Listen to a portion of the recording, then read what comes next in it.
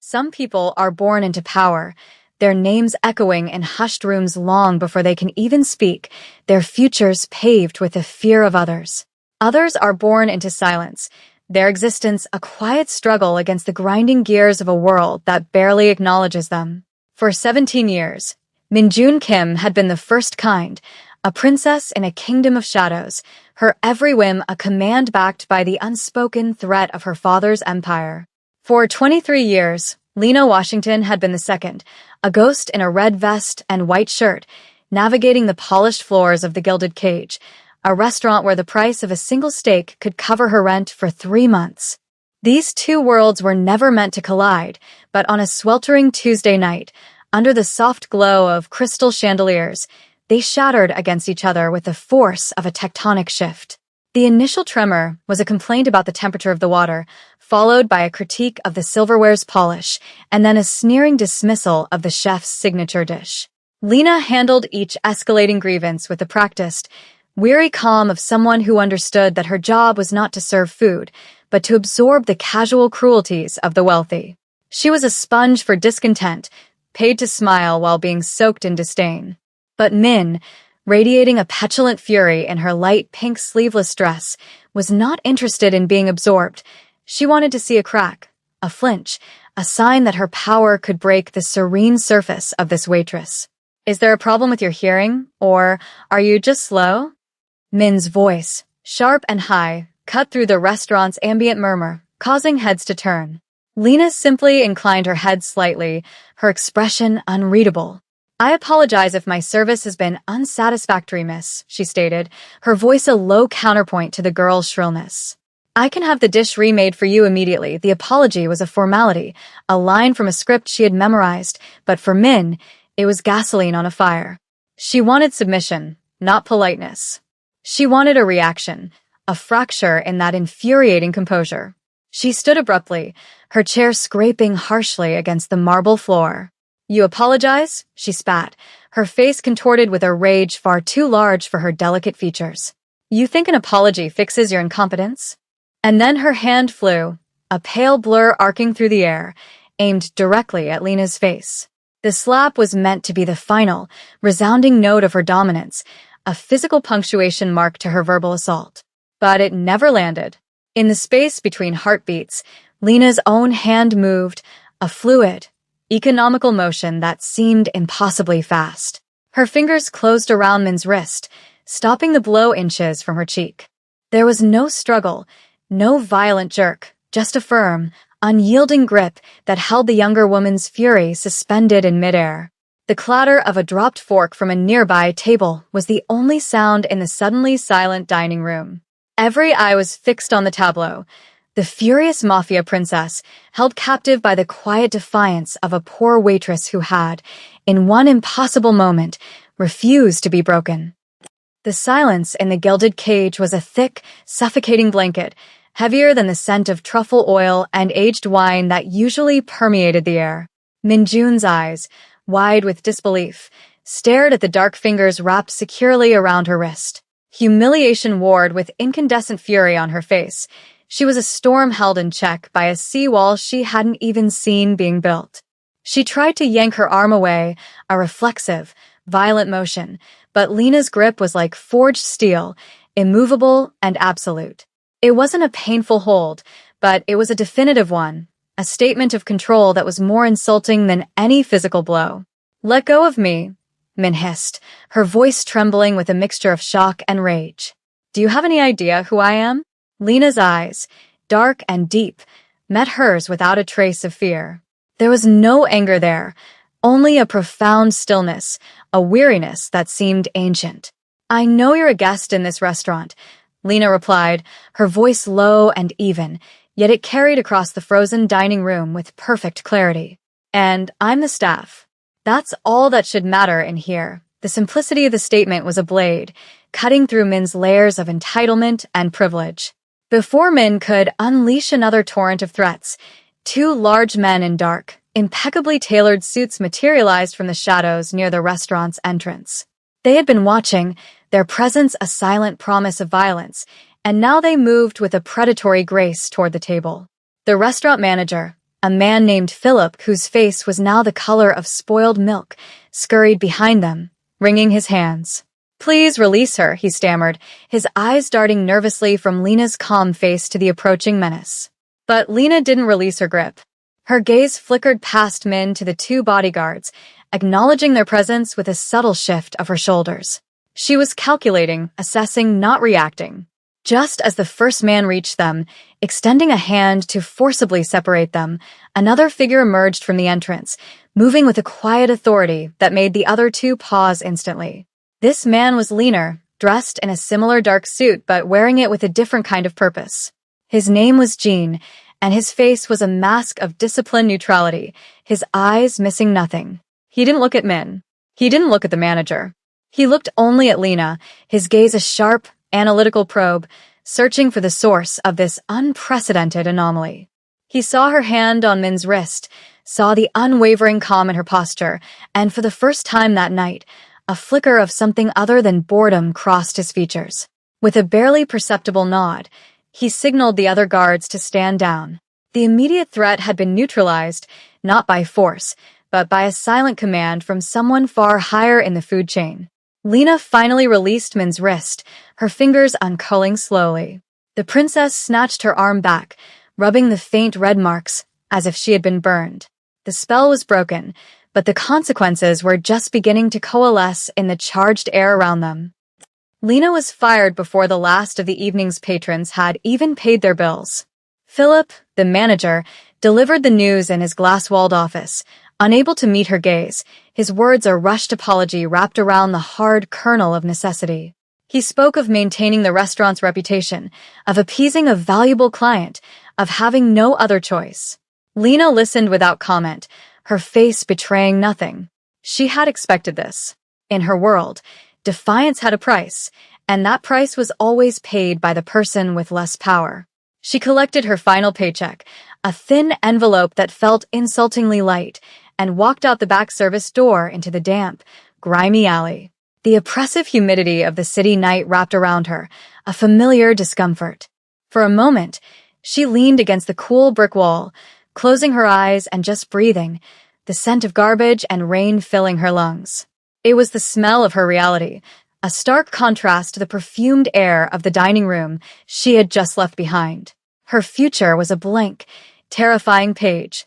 Rent was due, her cupboards were nearly bare, and her prospects were now tarnished by an incident that would surely follow her.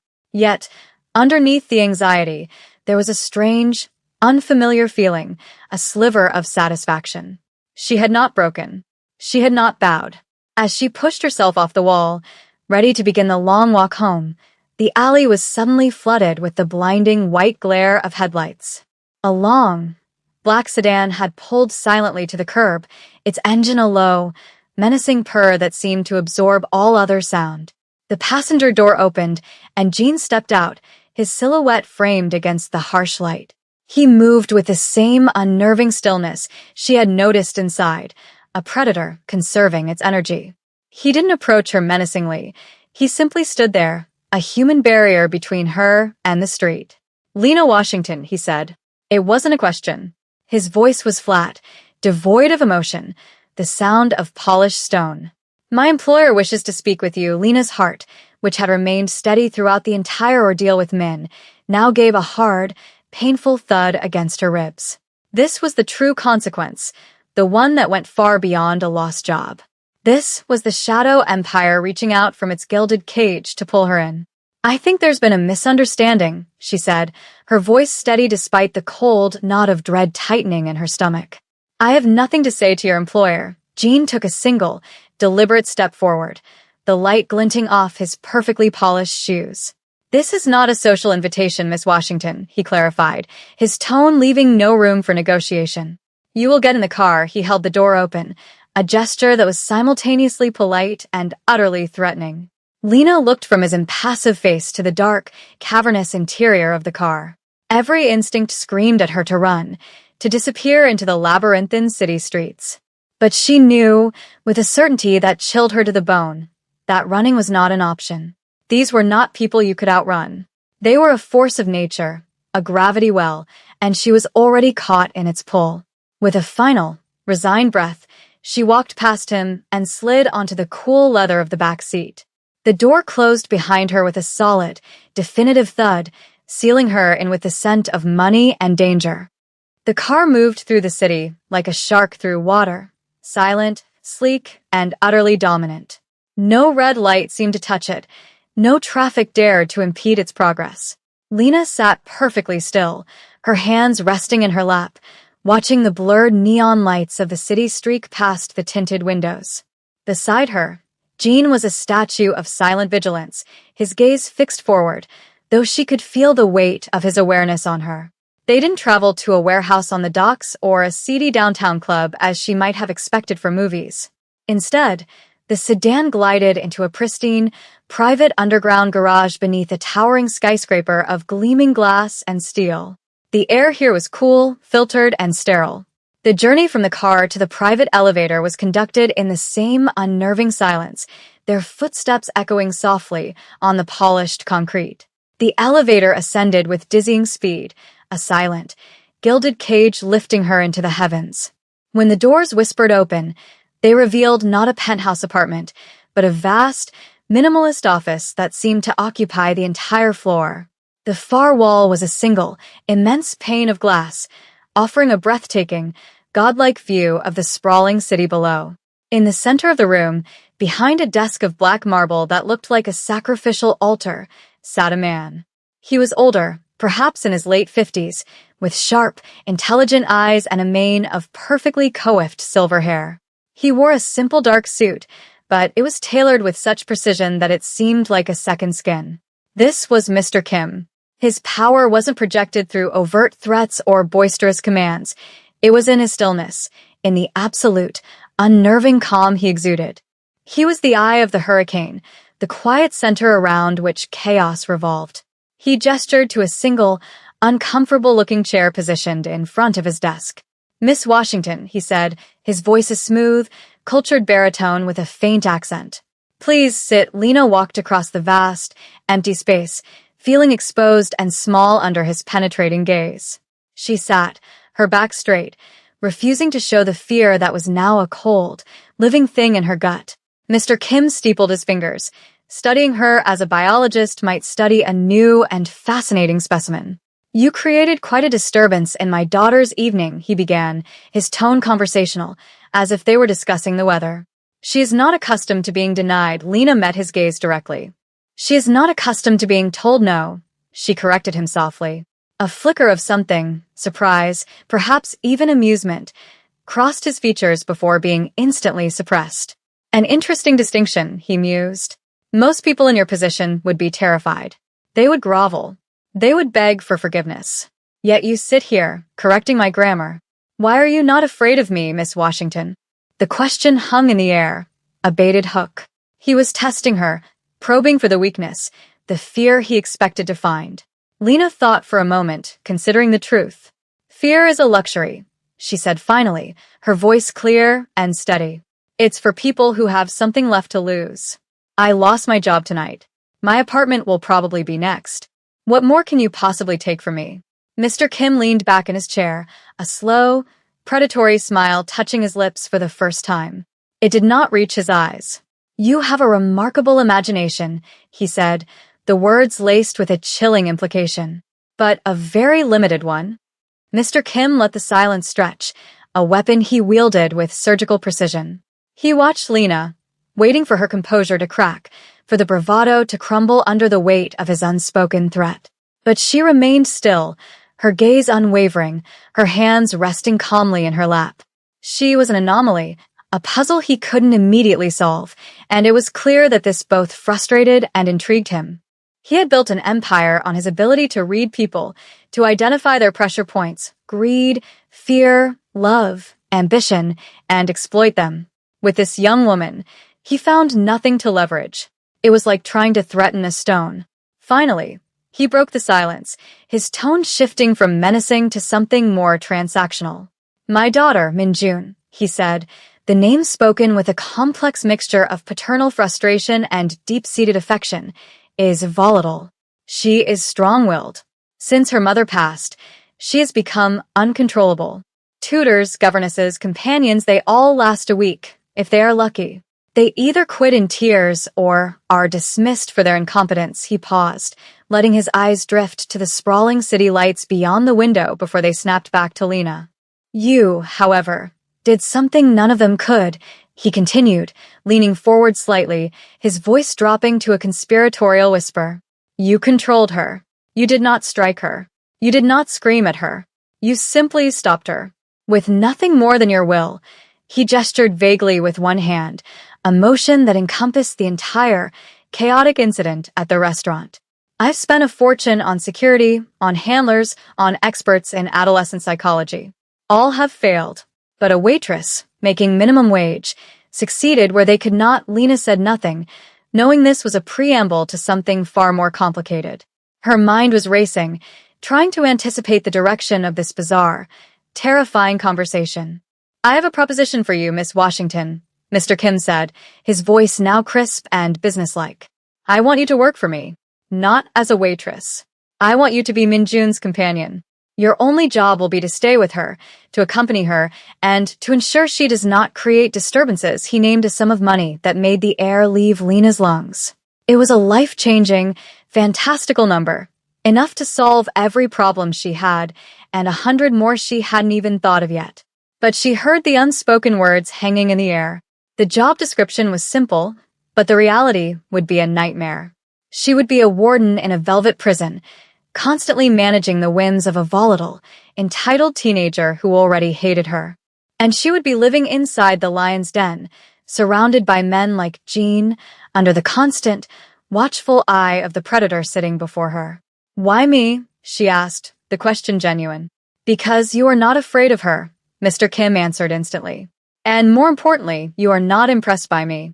You see things for what they are. My daughter needs that. She is drowning in a world where everyone says yes. You will be her anchor.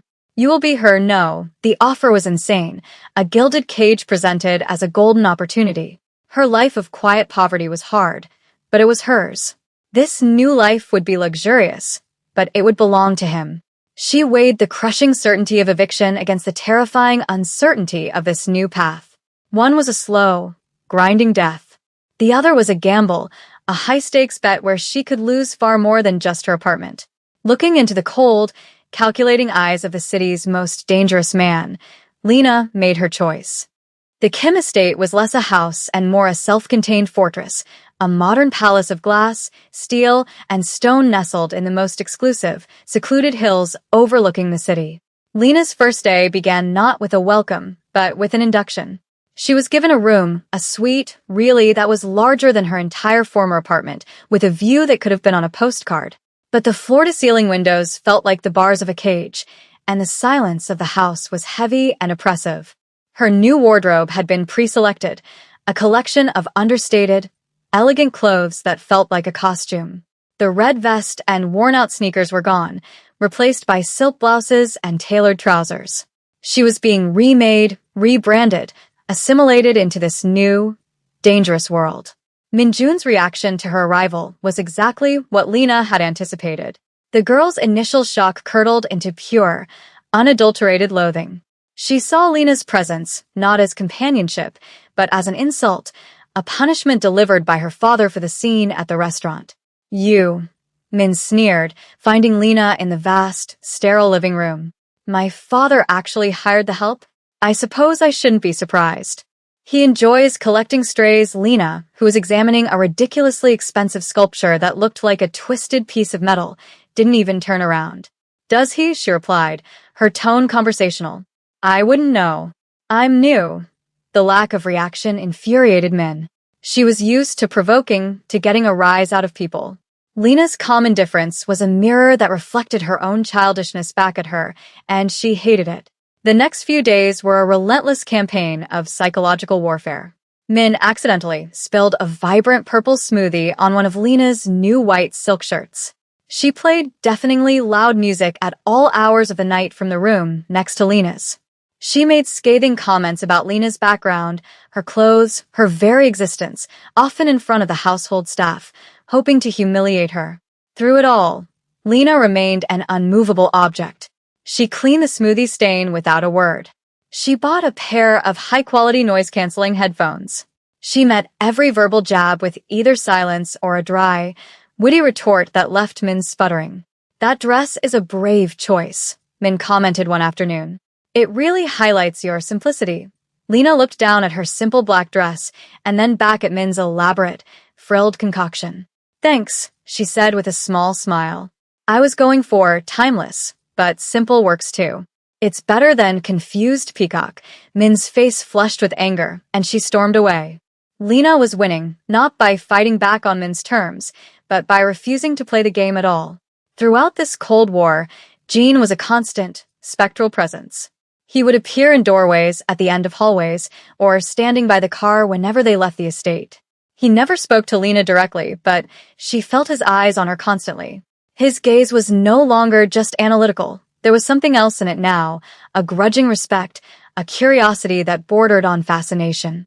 He was watching the immovable object meet the unstoppable force, and he was waiting to see which would finally give. The fragile, hostile truce that had settled over the Kim estate was shattered on a deceptively bright Thursday afternoon. Mr. Kim had insisted that Min-jun maintain some semblance of a normal life, which included a weekly private art lesson in a discreet downtown gallery. Lena, as always, was her shadow, and Jean, as always, was theirs. The lesson was uneventful, with Min spending most of it sketching caricatures of her instructor, while Lena read a book in the corner. The danger came when they were leaving. As they stepped out of the gallery and onto the sun-drenched sidewalk, a black panel van screeched to a halt beside them, its side door sliding open with a violent slam. Two men in dark ski masks leaped out, moving with a brutal, practiced efficiency. It all happened in a split second. One man lunged for Min, while the other brandished a pistol, aiming it at Jean to keep him pinned. Jean reacted instantly, drawing his own weapon and using the car door as a shield, the sharp crack of gunfire echoing down the street. But in that same instant, something extraordinary happened. The man grabbing for Min suddenly found his wrist caught, not by the formidable Jean, but by Lena. It was the same grip she had used in the restaurant, but this time there was no calm restraint. She twisted his arm in a way that defied its natural mechanics, a sharp, sickening crack echoing as his wrist broke. The man screamed, a high, thin sound of agony, and Lena didn't stop.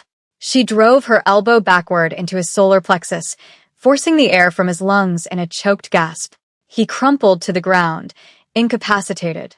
The second man, the one with the gun, turned his attention from Jean to this new, unexpected threat. He swung his weapon toward Lena, his eyes wide with surprise behind the mask. But he was too slow. Lena moved with a fluid, terrifying grace that was utterly alien to her persona as a waitress. She kicked the dropped art portfolio into his shins, unbalancing him for a fraction of a second. It was all the time she needed. She closed the distance, her hand striking his wrist and sending the gun clattering across the pavement. In the next motion, she slammed the heel of her palm into the side of his head. He dropped like a stone, unconscious before he hit the ground. The entire confrontation had lasted less than 5 seconds. Jean, who had been about to fire a second shot, stood frozen, his gun still raised, staring at Lena. She stood over the two fallen men, breathing heavily, her eyes blazing with a fierce, lethal light he had never seen before. Min was pressed against the gallery wall, her face pale with terror, her eyes locked on Lena with a new, dawning comprehension.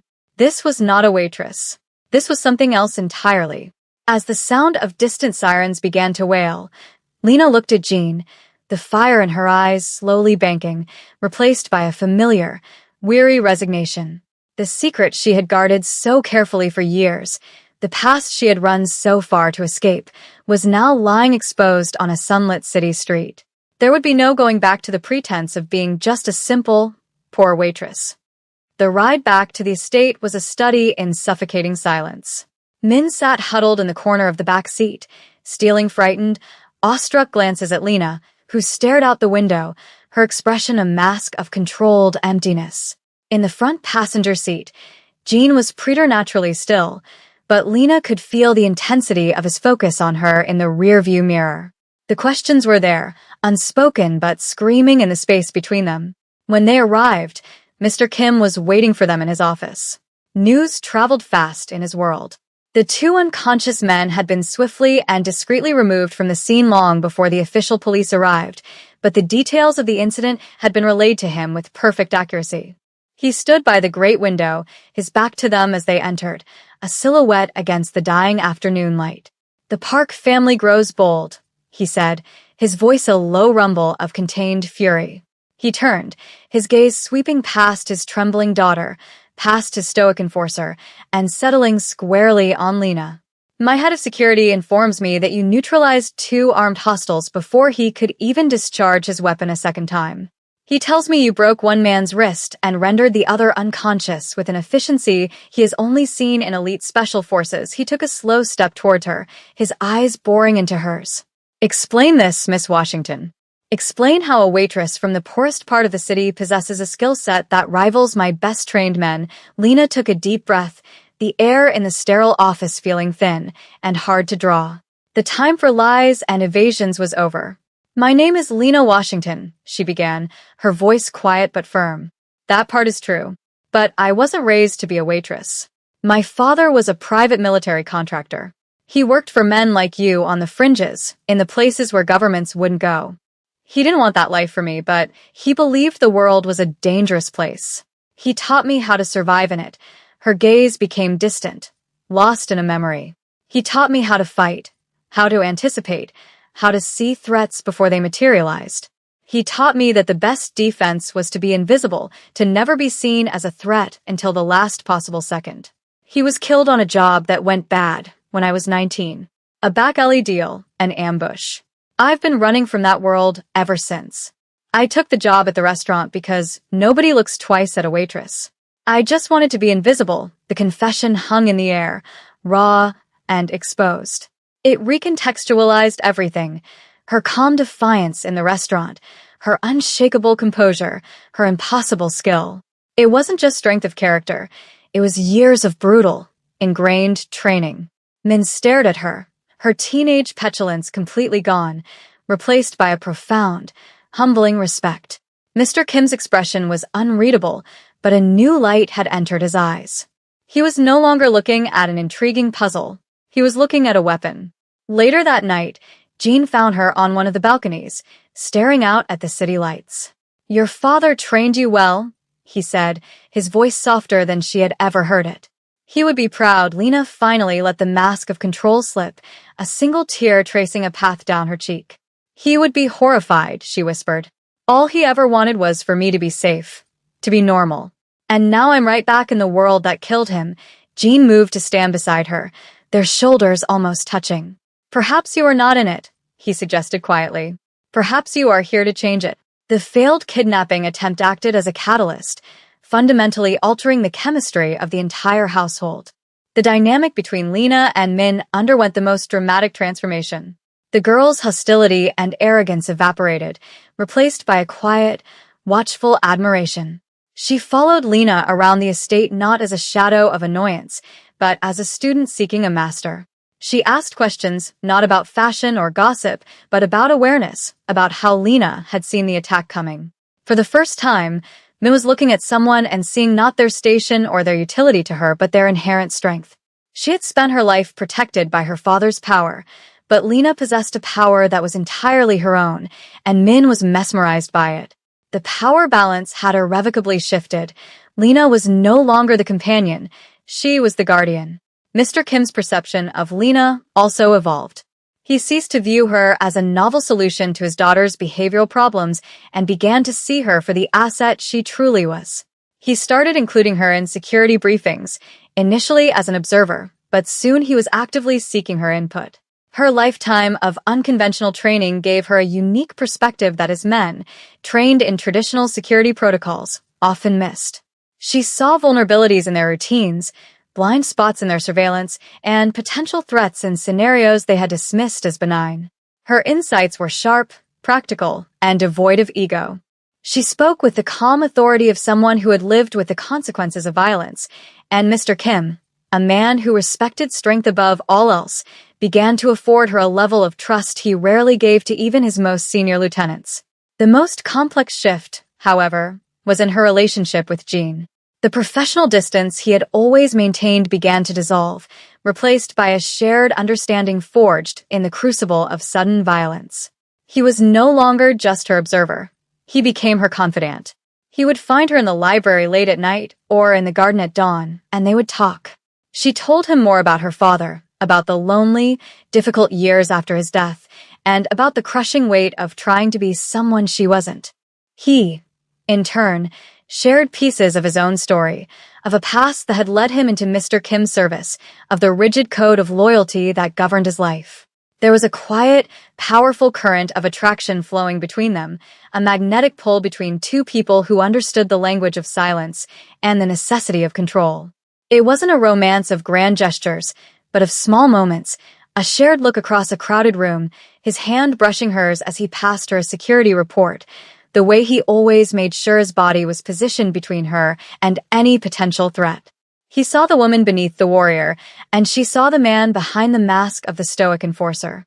They were two solitary figures who had unexpectedly found a kindred spirit in the most dangerous of places, their bond deepening with every passing day. The Park family could not let their humiliation stand. Their failed, public attempt to kidnap Min-jun was a declaration of war, and their embarrassing defeat at the hands of a single woman was an insult that demanded a bloody response. Intelligence, gathered through Mr. Kim's extensive network, painted a grim picture. The Parks were consolidating their forces, calling in every asset they had for a single, decisive strike. They didn't want territory or a truce. They wanted annihilation. They planned to storm the Kim estate itself, a move so brazen and reckless that it bordered on suicidal, but their shame had burned away their caution. The atmosphere in the fortress-like home grew thick with tension. The quiet hum of daily life was replaced by the clipped, urgent conversations of security personnel and the subtle click of weapons being checked and rechecked. Mr. Kim moved through his home like a caged tiger, his usual calm replaced by a cold, coiled fury. He was ready for the storm to break. In this heightened state of alert, Lena became an indispensable part of the command structure. She walked the perimeter with Jean, her eyes scanning for weaknesses, her mind working 3 steps ahead of their enemy. She pointed out a blind spot in the camera coverage near the western wall and suggested reinforcing the gatehouse with something more than just manpower. "They'll expect us to defend the main entrance with everything we have," she explained during a tense briefing, gesturing to a holographic map of the estate. "It's a show of force. They'll use a smaller, faster team to breach the perimeter here, in the woods, where the terrain is difficult. They won't come through the door. They'll come over the wall." Her tactical acumen was undeniable, and her suggestions were implemented without question. As the sun set on the 3rd day, casting long, ominous shadows across the manicured lawns, the attack began. It started not with a frontal assault, but exactly as Lena had predicted. A coordinated explosion rocked the distant gatehouse, a diversion to draw their attention, while a dozen figures clad in black tactical gear swarmed over the western wall under the cover of darkness. Alarms blared, shattering the evening's peace. The fight for the Kim estate had begun. Lena was no longer a companion or an advisor, she was a combatant. With Jean at her side, she moved to intercept the breach team. Gunfire erupted, the night air filled with the percussive rhythm of war. Min, who had been secured in the house's panic room with her father, refused to cower. Peering through the reinforced monitor, she watched Lena move through the chaos, a blur of deadly, efficient motion. She saw the woman who had calmly stopped her hand in a restaurant now fighting for her life, for all their lives. An alliance of respect had been forged between them, but now, watching Lena defend her home, it deepened into a bond of unwavering loyalty. In the midst of the firefight, Lena came face to face with the leader of the Park Syndicate's assault team, a huge, scarred man who clearly underestimated her. He lunged, expecting to overpower her with brute force, but she used his momentum against him, sidestepping his attack and driving her elbow into his side. He grunted in pain, surprised by her strength, and swung wildly. Lena ducked under his arm, her mind a whirlwind of tactical calculations, her body moving on pure, instinctual training as she prepared to end the fight. The battle for the Kim estate raged, a symphony of chaos played out under a moonless sky. Glass shattered, concrete chipped under the impact of bullets, and the manicured gardens became a war zone. While Jean and the other guards engaged the bulk of the assault force in a brutal, close-quarters firefight, Lena faced the hulking leader of the park team. He was a mountain of a man, all brute strength and raw aggression, but Lena was water, flowing around his clumsy, powerful attacks, finding the cracks in his defense. He swung a fist that could shatter stone, but she was no longer there, ducking beneath it and striking at the nerves in his thigh, causing his leg to buckle. He roared in frustration, a wounded beast, and charged again. This time, Lena didn't evade. She stood her ground, and as he closed in, she dropped low, sweeping his feet from under him. The giant crashed to the ground, the impact shaking the flagstones.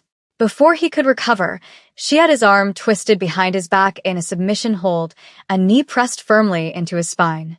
"Call them off," she ordered, her voice a low, dangerous command in his ear, breathless but steady. "It's over," he just spat in response, a final act of defiance. From the corner of her eye, Lena saw a secondary group of attackers using the main fight as cover, making a desperate push for the house's main entrance, where Mr. Kim and Min were sheltered. There was no time for negotiation. With a grim finality, she applied a sharp, precise burst of pressure, and the man went limp beneath her. She grabbed his radio, her voice cutting through the static-filled channel. "Your leader is down," she announced, her tone cold and absolute. "The assault has failed.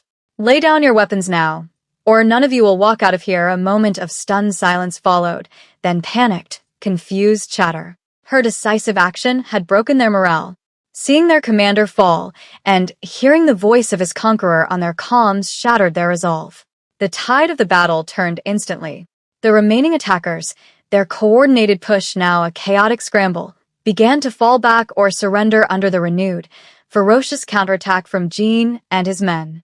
The gunfire tapered off, replaced by the sounds of shouting, the securing of prisoners, and the distant, approaching wail of sirens, this time called as a cleanup crew, not as a response. In the smoky, debris-strewn aftermath, the grounds fell into an eerie quiet. Lena stood, her body aching, her knuckles bruised, covered in dust and grime. She looked not like a waitress, or a companion, or even a warrior, but simply a survivor. Mr. Kim and Min emerged from the house. The patriarch surveyed the scene of destruction, his face grim but victorious. His gaze found Lena, and for the first time, he looked at her with something that transcended respect. It was awe. Min rushed to Lena's side, not with words, but with a simple, powerful gesture. She took Lena's hand, her grip tight and unwavering. In the flickering emergency lights, the girl who had once tried to strike her now clung to her as a lifeline. The power reversal was absolute and complete. The poor waitress, the invisible woman, had become the unshakable pillar holding their entire world together. She had met the storm head-on, and she had not only survived it, she had commanded it. The war for the estate was over, but Lena's new life, the one she had been thrust into, was only just beginning.